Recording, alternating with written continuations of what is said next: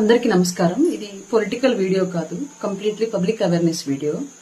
రాజకీయాల్లోకి వచ్చాక పవన్ కళ్యాణ్ గారి వెంట నడవడం మొదలు పెట్టాక ఏం సాధించాలి, ఏం సాధించాము అంటే ఇప్పటి వరకు కూడా కొన్ని ఎలాంటి స్వార్థము లేకుండా, ఎవరి నుంచి ఏమీ ఆశించకుండా, జెండా పట్టిన రోజు సమాజానికి సర్వీస్ చేయడానికి నిస్వార్థంగా ఈ వ్యవస్థ కోసం బాగు చేస్తూ నిలబడడానికి ఏ ప్రతిజ్ఞ అయితే చేసుకుని పార్టీలో అడుగుపెట్టామో అదే ప్రతిజ్ఞని కంటిన్యూ చేసుకుంటూ వెళుతున్న క్రమంలో సాల్వ్ చేసేటువంటి కొన్ని పనులు ఎంతో ఆత్మసంతృప్తినిస్తాయి. ఇది ఒక రాజకీయ నాయకురాలిగా, పవన్ కళ్యాణ్ గారి ఫాలోవర్గా ఇలాంటి విషయాలు చాలా బూస్టప్ గా ఉంటాయి. అలాగే ఏదో సాధించాము అన్నటువంటి ఒక విజయాన్ని పొందాము అన్నటువంటి ఒక మనోధైర్యాన్ని ఇచ్చి ముందుకు నడిపించడానికి కూడా కారణమవుతాయి. అట్లాంటిదే ఇది. ఈవిడేంటి రాజకీయం కాదండి, మళ్ళీ రాజకీయం మాట్లాడుతుంది అనుకోవద్దు. ఇది ప్యూర్లీ రాజకీయ వీడియో కాదు, public awareness video. Clearly Harihara Veeramallu release రోజు నాకు జనవాణిలో డ్యూటీ వేశారు, జనవాణి కోఆర్డినేటర్ గా డ్యూటీ వేశారు. అధికారంలోకి వచ్చిన దగ్గర నుంచి పవన్ కళ్యాణ్ గారి డిప్యూటీ సీఎం గారి ఆఫీస్ దగ్గర జనవాణి అనే గ్రీవెన్స్ కార్యక్రమం జరుగుతుందన్న విషయం మీ అందరికీ తెలుసు. వీకెండ్ కాకుండా మిగతా అన్ని రోజుల్లో ఉంటది. హరిహర వీరమల్లు రోజు యాక్చువల్ గా నా షెడ్యూల్ కాదు, ముందు వేసిన వాళ్ళు ఎవరో రాలేదని సడన్ గా జస్ట్ ముందు రోజు సాయంత్రం ఇన్ఫార్మ్ చేశారు, రేపు మీరు రావాల్సి వస్తుంది మేడం, రెగ్యులర్ గా వేసిన వాళ్ళు రాలేమన్నారు. అంటే ఇంకప్పటికప్పుడు నేను ఇక్కడ మూవీ సెలబ్రేషన్స్ లో కూడా పాల్గొనకుండా నేను అక్కడికే వెళ్ళాను. నాకు పవన్ కళ్యాణ్ గారికి సినిమా ఫాలోవర్ కన్నా కూడా రాజకీయ ఫాలోవర్ గా ఉండడమే చాలా ఇష్టం. అందుకే నేను సినిమా సెలబ్రేషన్స్ కన్నా కూడా ఫస్ట్ ప్రయారిటీ జనవాణికి ఇచ్చుకుని వెళ్ళి కూర్చున్నాను. అక్కడ వెళ్తే ఆ రోజు ఒక పాప, ఆ పాప వాళ్ళ అమ్మ వాళ్ళ పిన్ని వచ్చారు. వాళ్ళమ్మ చాలా అంటే చాలా నర్వస్ గా షివర్ అవుతూ ఏదో జరిగిపోతుంది అన్నటువంటి భయంతో వచ్చి ఉన్నారు అక్కడ. ఏంటమ్మా అని అడిగితే వాళ్ళు విషయం చెప్పారు. అంటే జెంట్స్ తో మాట్లాడలేదు, జనరల్ గా ఒక ఫార్మాట్ ప్రకారం డీటెయిల్స్ ఫిల్ చేసి మా దగ్గర తీసుకొస్తారు అక్కడ ఉన్నటువంటి స్టాఫ్. వాళ్ళతో కూడా మాట్లాడడానికి ఇష్టపడలేదు, భయపడ్డారు వాళ్ళు. లేడీస్ తోనే మాట్లాడతాం, అరుణ గారు ఉన్నారు కదా, అరుణ గారితో మాట్లాడతాం అంటే సార్ తీసుకురామని తీసుకొచ్చేసారు. క్లియర్లీ విషయం ఏంటి అంటే వాళ్ళ పాప ఇంటర్మీడియట్ అయిపోయి నీటికి ప్రిపేర్ అవుతున్నాడు. పాప నీటికి ప్రిపేర్ అవుతున్నట్టు మైనర్ గాలే చాలా చక్కగా ఉంది చూడడానికి. కోచింగ్ సెంటర్ లో పెట్టి కోచింగ్ ఇప్పిస్తున్నారు. ఈ అమ్మాయి దగ్గర మొబైల్ ఉంది, ఇన్స్టాగ్రామ్ అకౌంట్ ఉంది. ఇన్స్టాగ్రామ్ అకౌంట్ ద్వారా ఒక పార్టీ పేరు పెట్టుకుని కంప్లీట్ గా కార్తిక్ జేఎస్పీ అనేటువంటి ఒక పేరు పెట్టుకుని వీడు వేరే వాళ్ళ ద్వారా, వేరే పార్టీ పీపుల్ ద్వారా ఆ అమ్మాయికి తెలిసినటువంటి ఒక వ్యక్తుల అకౌంట్ పేరుతోటి అకౌంట్ క్రియేట్ చేసుకుని వాళ్ళ ద్వారా ఫస్ట్ చాట్ చేస్తూ తర్వాత ఈ అమ్మాయికి వీడి నంబరు వీడి అకౌంట్ డీటెయిల్స్ ఇచ్చుకొని అలా పరిచయం అయ్యాడు. అలా పరిచయం అవుతూ ఈ అమ్మాయి వాడితో పరిచయం కంటిన్యూ చేసింది. మొబైల్స్ ద్వారా ఇద్దరు కాల్స్ అంతా మాట్లాడుకున్నారు. ఈ అమ్మాయి న్యూడ్ కాల్స్ చేసిందా లేదంటే వాడు ఈ అమ్మాయి నార్మల్ కాల్ చేస్తే వాటిని అలాగా ఎడిట్ చేసుకున్నాడా, మార్ఫింగ్ అనేది నాకు తెలీదు. కానీ కంప్లీట్లీ ఈ అమ్మాయి డీటెయిల్స్ అన్ని కూడా వాడి దగ్గర పెట్టుకుని వీళ్ళ పేరెంట్స్ నంబర్స్ కూడా తీసుకుని వీళ్ళ పేరెంట్స్ కి ఈ అమ్మాయి వీడియోస్ షేర్ చేసి వాళ్ళని బ్లాక్ మెయిల్ చేయడం స్టార్ట్ చేశాడు. నాకు ఇన్ని లక్షలు కావాలి, మీరు ఇస్తారా ఇవ్వరా, ఇవ్వని పక్షంలో మీ అమ్మాయి సంబంధించిన ఈ వివరాలన్నీ కూడా నేను నెట్ లో పెడతాను, సో ఫేస్బుక్ లో పెడతాను, అప్పుడు మీకే నష్టం, మీ పరువంతా పోద్ది అని చెప్పేసి బ్లాక్ మెయిల్ చేయడం మొదలు పెట్టాడు. బ్లాక్ మెయిల్ చేసే క్రమంలో వీళ్ళు వాడిని కనీసం ట్రేస్ చేసి డీటెయిల్స్ పట్టుకుని వాడికి ఎంతో కొంత వాడు అడిగినంత కాకపోయినా ఎంతో కొంత ఇచ్చేసి ఈ విషయాన్ని సెటిల్ చేసుకుందాము, ఆ అమ్మాయి వివరాలు ఏవైతే ఉన్నాయో వాడి దగ్గర తీసుకుందామని చెప్పేసి విశ్వ ప్రయత్నాలు చేశారు. బట్ ఏవేవి కూడా సక్సెస్ అవ్వలేదు. సక్సెస్ అవ్వక చాలా అంటే చాలా టెన్షన్ అయిపోయారు. ఈ గ్యాప్ లోనే వీళ్ళ ఫోన్ నంబర్లు ఫేస్బుక్ లో పెట్టడం, ఈ అమ్మాయి ఫేస్బుక్ లో పెట్టడం, వీళ్ళు సో అండ్ సో ప్లేస్ లో వైజాగ్ ఆ ప్రాంతంలో ఏదో ఒక డీటెయిల్స్ పెట్టి ప్రాస్టిట్యూషన్ చేస్తారు, మీకు వీళ్ళు కావాలంటే కాంటాక్ట్ అవ్వండి అని చెప్పేసి నైట్ వేరే వేరే కాల్స్ వేరే వాళ్ళతో కాల్స్ చేయించడం. అలాగే వీళ్ళకు కూడా కొన్ని అన్నోన్ నంబర్స్ నుంచి కాల్స్ వచ్చి ఎంత తీసుకుంటారు, మీరు ప్రాస్టిట్యూషన్ చేస్తారంట కదా ఇట్లా అడగటం. వాళ్ళు పాపం బయట పడితే వాళ్ళ ఫ్యామిలీ పరువు పోద్దని భయపడిపోవడం, వాళ్ళ నాన్నతో సహా చాలా సఫర్ అయిపోయి డిపార్ట్మెంట్ పీపుల్ ని కాంటాక్ట్ అయ్యి వాళ్ళు అది అంటే కేసు వెళ్ళగానే ఇమీడియట్ గా యాక్షన్ లోకి వెళ్ళదు, మనకు తెలిసిన విషయమే. వాళ్ళకు ఉండేటువంటి రూల్స్ అండ్ రెగ్యులేషన్స్ వల్ల, వర్క్ బర్డెన్ వల్ల, వాళ్ళకు ఉండేటువంటి అదర్ డ్యూటీస్ వలన కూడా ఏది స్టేషన్ కి వెళ్లిన వెంటనే కూడా అది వర్క్ ఆన్ డ్యూటీలో ఆన్ ప్రాసెస్ లోకి రాదు. ఆ క్రమంలో వీళ్ళు అంటే వెయిట్ చేయనివ్వట్లే, వాళ్ళకి టైం ఇవ్వట్లేదు అసలు. వెంటనే సైకోలాగా వెంటనే వాట్సాప్ కాల్స్, మెసేజెస్, ఫేస్బుక్ లో వాడు పెట్టినటువంటి పోస్టులు ఇవన్నీ కూడా వాళ్ళని ఉక్కిరి బిక్కిరి ఆడనివ్వకుండా ఇబ్బంది పెడుతున్నాడు. ఒక అకౌంట్ డీటెయిల్స్ పంపించి అకౌంట్ డబ్బులు వేస్తారా లేదా అని చెప్పేసి వాళ్ళకి దిక్కుదోచిన పరిస్థితిలో జనవాణికి వచ్చారు. పవన్ కళ్యాణ్ గారు, ఆయన వెనకాల పనిచేసే మేము అందరం కూడా ఎప్పుడు సొసైటీ కోసం నిలబడతామని చెప్పేసి ఏ మాట అయితే ఇచ్చి రాజకీయాల్లోకి వచ్చామో ఆ మాట నిలబెట్టుకుంటామని మమ్మల్ని నమ్మి వచ్చినందుకు ఆ రోజు ఆ కేసు తీసుకున్నాం, మేము హ్యాండిల్ చేసింది మేము. జనరల్ గా నేను పర్సనల్ నంబరు అక్కడ ఉన్నటువంటి గ్రీవెన్స్ లో ఎవరికి ఇవ్వను వచ్చేటువంటి వాళ్ళకి, ఎందుకంటే నా తర్వాత ఆఫీస్ నుంచి ఫాలోఅప్ చేస్తారు ఆ విషయాన్ని, అది వాళ్ళు చూసుకుంటారు. కానీ వీళ్ళకి ఎందుకు ఆ తల్లిని ముందు ఆ కేసు ఇష్యూ సాల్వ్ చేయడం కన్నా ముందు వాళ్ళకి మానసిక ధైర్యం ఇవ్వాల్సినటువంటి ఇంపార్టెన్స్ ఉందనిపించింది నాకు. అందుకే వాళ్ళకి ఫోన్ నంబర్ ఇచ్చి, నా ఫోన్ నంబర్ ఇచ్చాను పర్సనల్ గా, మీకు ఎలాంటి ఇబ్బంది ఉన్నా నాకు ఫోన్ చేయండి ఇమీడియట్ గా అని చెప్పేసి ఇచ్చి అక్కడ ఉన్నటువంటి సిఐ ఎస్ఐలతో మాట్లాడి ఆ ఇష్యూను వాళ్ళకి హ్యాండ్ ఓవర్ చేయడం జరిగింది.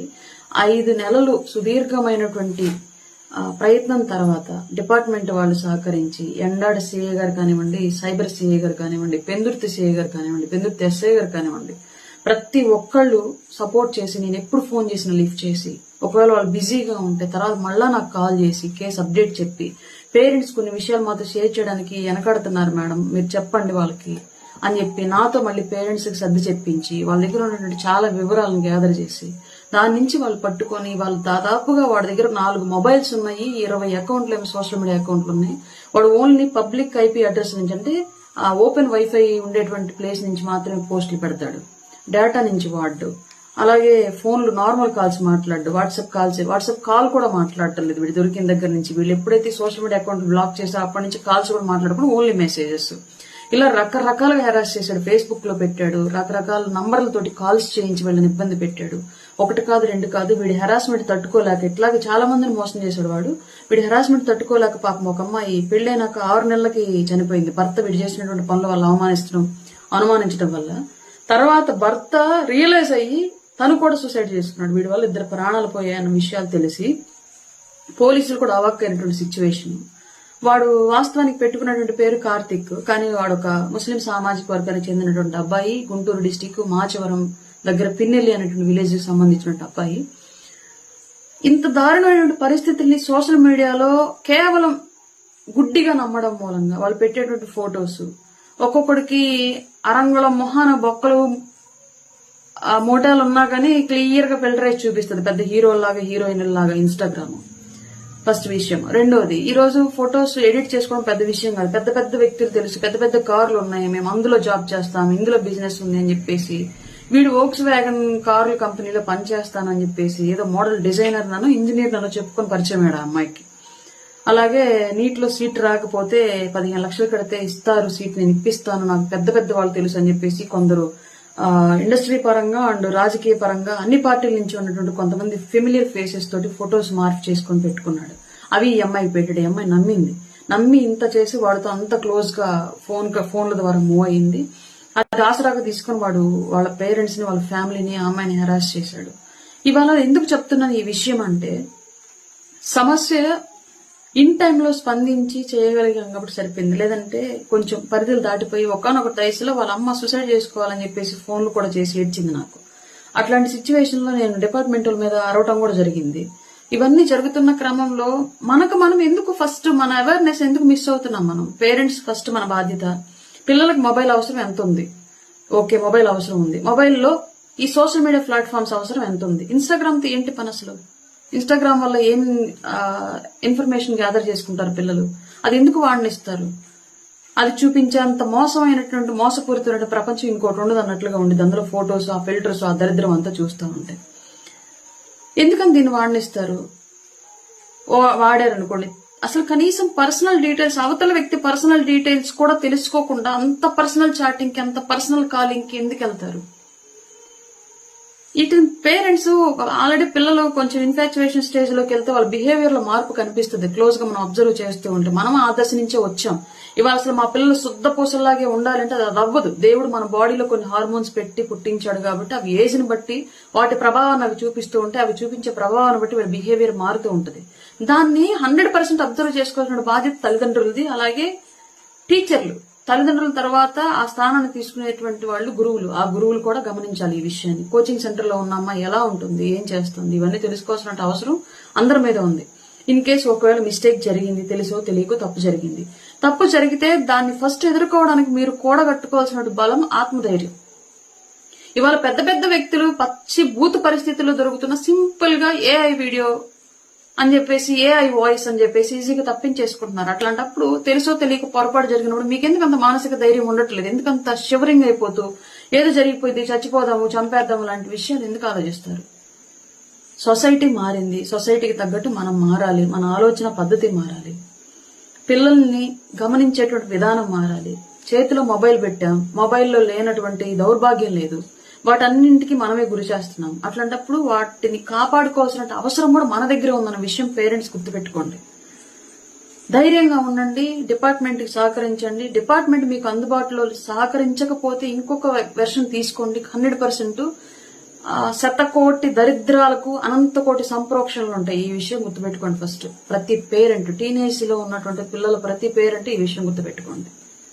ఇవాళ సొసైటీ మారుతున్న తీరును బట్టి మన ఆలోచన విధానం మారాలి. పిల్లల్ని గమనించుకోవాలి, పిల్లలకి ఎప్పటికప్పుడు చెప్పుకుంటూ ఉండాలి, ఎప్పటికప్పుడు వాళ్ళని అబ్జర్వ్ చేస్తూ ఉండాలి. తప్పు చేస్తే ఖచ్చితంగా దండించాలి, దండించే తీరులో దండించాలి. ఇది ప్రతి పేరెంట్ తెలుసుకోవాల్సిన విషయము. అలాగే ఈ సోషల్ మీడియా ప్లాట్ఫామ్స్ వాడుతున్నట్టు ప్రతి అమ్మాయి కూడా తెలుసుకోవాల్సిన విషయం. అవతల వాడి పర్సనల్ వివరాలు మీకు పిన్ టు పిన్ నిజమే అని రూఢి చేసుకోకుండా మీరు ఎవరిని నమ్మొద్దు. అట్లా మీకు తెలియని అకౌంట్లు ఏమన్నా మీతో చాటింగ్కి వస్తే ఇమీడియట్ గా బ్లాక్ చేసేసేయండి. ఇది బెస్ట్ ఆన్సర్ మీకు. అలాగే మాకు ఇట్లాంటి ఇష్యూస్ మాకు చాలా వస్తా ఉన్నాయి ఈ మధ్య కాలంలో. ఇట్లాంటి కేసు ఇంకోటి వైజాగ్ పిఎం పాలెం నుంచి సేమ్ ఒకటి హ్యాండిల్ చేశాను. 4th టౌన్ వైజాగ్ అక్కడి నుంచి ఒకటి హ్యాండిల్ చేశాను. కాకినాడ రూరల్ ఒకటి హ్యాండిల్ చేశాను. మహిళలు అవడం మూలంగా ఇట్లాంటివి పెద్దగా బయట పురుషులకు చెప్పుకోలేక మాక్సిమం వెతుక్కుంటూ మరి ఇట్లాంటి ఇష్యూస్ వస్తూ ఉన్నాయి. మాక్సిమం ఇవన్నీ కూడా సోషల్ మీడియా ప్లాట్ఫామ్స్ నుంచి వస్తున్నటువంటి ప్రాబ్లమ్స్. ప్రతి ఒక్కరికి దీని మీద ఎవరికి వాళ్ళకే స్వీయ నియంత్రణ లేకపోతే జీవితాలు కోల్పోయేటువంటి పరిస్థితి అయితే డెఫినెట్ గా ఉండింది. కాబట్టి ప్రతి ఒక్కరు ఈ విషయం మీద గమనించుకుంటూ ఉండండి. ఇట్లాంటి విషయాలు సొసైటీలో జరుగుతున్నాయని మాకు తెలిసేలాగా మేము ఆ బాధితులకు అండగా నిలిచేటువంటి అవకాశం కల్పిస్తున్నటువంటి మాలాంటి వాళ్ళనందరినీ రాజకీయాలకు తీసుకొచ్చి వాళ్ళ వ్యవస్థ కోసం నిలబెట్టినటువంటి పవన్ కళ్యాణ్ గారికి నిజంగానే రుణపడి ఉంటాం మేము. ఇవాళ ఏం సాధించాం మేము అంటే ఇవన్నీ కూడా మాకు పవన్ కళ్యాణ్ గారు నేర్పించినవే, ఆయన ద్వారా మేము సాధించినవని గర్వంగా చెప్పుకోగలుగుతాము. Thank you. ఇది పొలిటికల్ గా ఎవరు చూడొద్దు దయచేసి. ఇది పబ్లిక్ అవేర్నెస్ గా ప్రతి ఒక్కరు కూడా ఈ విషయాన్ని తీసుకెళ్ళండి బలంగా. లేదంటే చాలా మంది ఆడబిడ్డల జీవితాలు నాశనం అవుతాయి. మగవాళ్ళది ఏముంది, వాళ్ళు బట్టలు ఇప్పుకొని బజార్లు నించుకున్నా పట్టించుకునేటువంటి రోజులు కాదు. బట్ ఆడపిల్ల చిన్న మిస్టేక్ జరిగి చిన్న పొరపాటు జరిగితేనే బోతొద్దుల్లో పెట్టి చూయించి క్యారెక్టర్ ని డిసైడ్ చేసేటువంటి వ్యవస్థ ఇవాళ ఉంది. కాబట్టి కాపాడాల్సిన బాధ్యత మనదే. కంచె మనమే కట్టాలి, కట్టడి మనమే చేయాలి, మద్దతు మనమే ఇవ్వాలి. Thank you.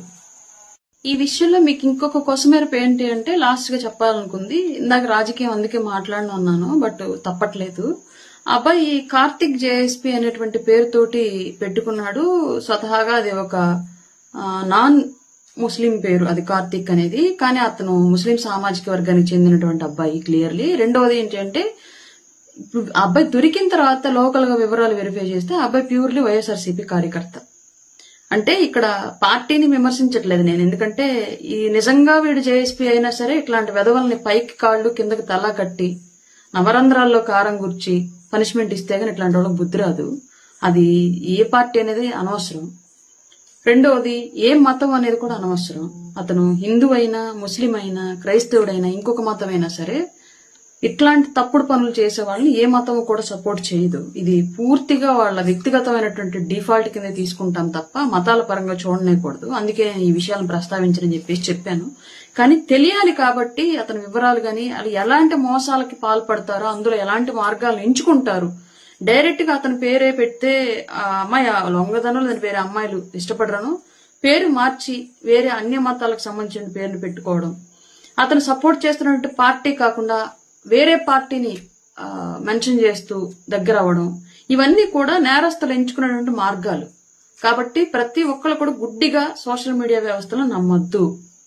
Purely request social media users కి.